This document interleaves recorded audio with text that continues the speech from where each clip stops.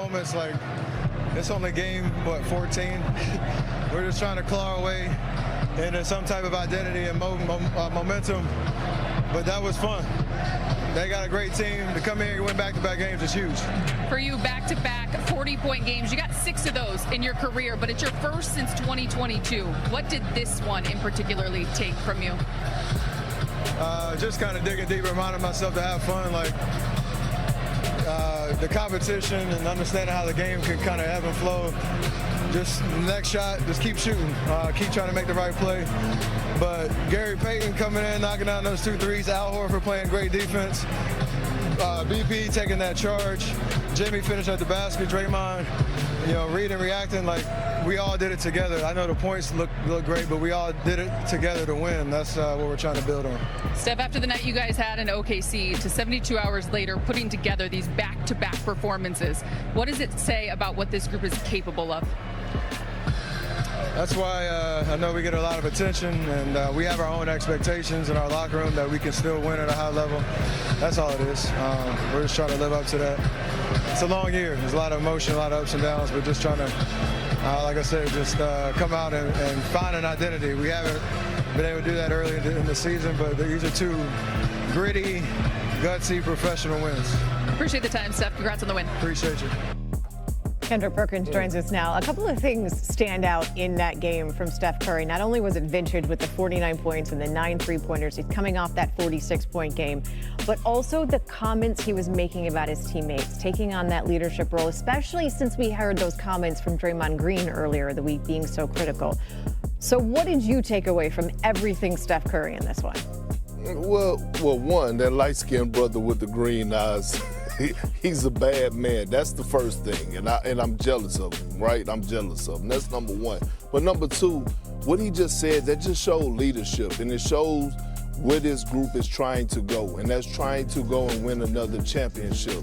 The individual numbers, yes, that's great, but Steph doesn't care about that. He's playing winning basketball. And so for him to highlight certain things with, Brandon Podziemski taking the charge, Draymond Green doing what he does best, all the people that was doing the little things that doesn't show up in the stat sheet, that goes to speak volumes on Steph Curry and his leadership, and he spoke on it. Back-to-back wins against a really good young team in the San Antonio Spurs, and it was playoff vibes. And when it came down to the crunch time, when it mattered the most, experience kicked in, and we saw guys make plays for the Golden State Warriors. And you heard him say things like, we did it together, and I love this team. Those are messages to the team as much as they are to us.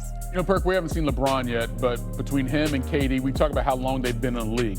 Well, Steph has been in the league almost 20 years as well, right? And he's still doing it at this level. I guess as we look ahead to the season, how much of this level will the Warriors need from him if they have any chance of going deep in the playoffs? Well, I said this before the season started. Every matchup in the Western Conference in the regular season is going to feel like a playoff-type game because the West is that stacked.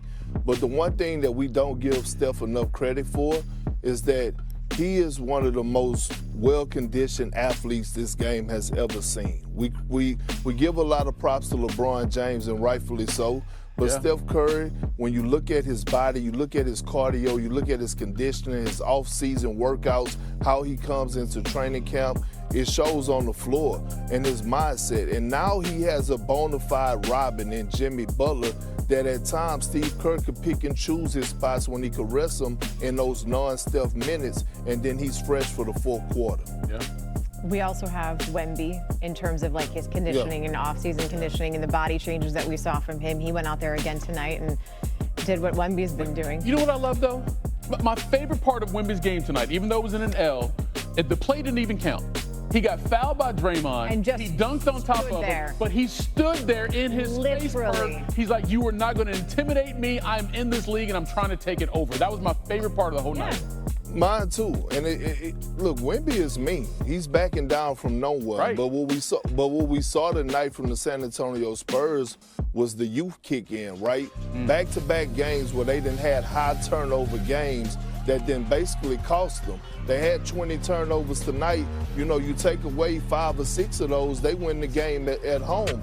But look, when it comes to Victor Wembanyama, he has no ceiling. but he is still growing right in front of our eyes on how to make plays, how to make reads, how to continue to make guys around him better. But for his tenacity, he has all that. He's also actually still growing because he's a child. Burke, thank you. All right. KB, Gareth Burke, I am Vontae Hill. Wow, Fezzy, what a game. This is the NBA Cup, Vontae. This is what I'm talking about. This is the energy we keep talking about. This is Steph Curry willing his team, willing the Warriors. They could not buy a basket in the first half without Steph, and Steph just kept saying, just give me the ball. I'll make something happen. And you're going against a young, scrappy, very well-coached San Antonio Spurs team with Victor Wembanyama, who's an alien in the middle of the paint. This was a beautiful game to watch. It came all the way down to the wire. Wow. That was the text my dad just sent me. Like word for word. There you go. But Shout out to Papa Burke. Remember when Jimmy Butler first got here? He's like, oh, get the ball to 30 and then back up? Yeah, okay, there you go. Get the ball to 30. Who backed up this game, a 49-point game, after he had the 46-point game? He's like Atlas right now with the Warriors on his shoulders. But that's what he does. That's Steph Curry. Not a math major, but I think he just averaged 47 a game against San Antonio the first two.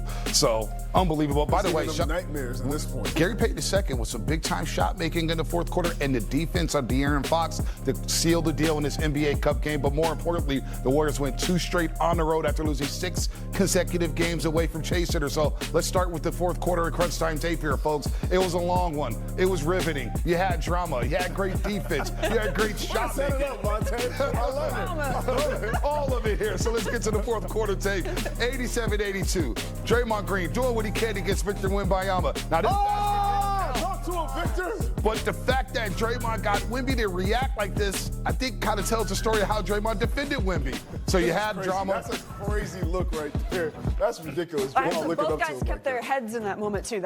Well, security came on the floor. They were flying all over the place. And then moments later, Draymond Green picked up his 5th foul. So what are the Warriors going to do defensively? Well, they scrapped, right? At one point, Stephen Curry, this was a foul right here on Jimmy Butler. That was a tough call. Warriors down 7, I should say. Jimmy's like, what's going on, Steve Kerr? See Jimmy respond to the refs. So No that doubt. says something right there. But you know what? Steph said, I got this, fellas.